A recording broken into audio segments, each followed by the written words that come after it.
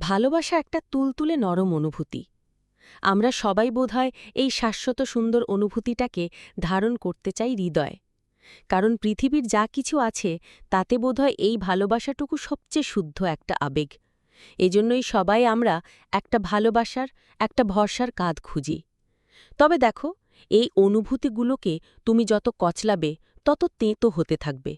কখনো কখনো আমরা বুঝিই না অজান্তে কখন সেই ভরসার কাঁধটাকে হারিয়ে ফেলি।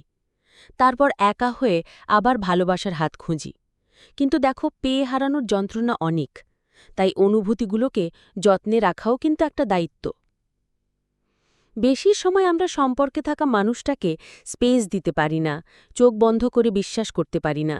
হাজার কৈফিয়তের বন্যা বয়ে যায়। অনেকটা সহ্য জমে জমে যেমন একটা অসহ্য তৈরি হয়, ঠিক তেমনি অনেক অবিশ্বাসের বিরক্তি জমে জমে একটা ভাঙাচোরা সম্পর্কের জন্ম হয়।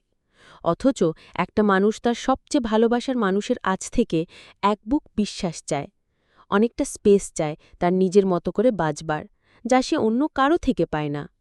তাই সম্পর্কে থাকলে তার যত্ন নাও।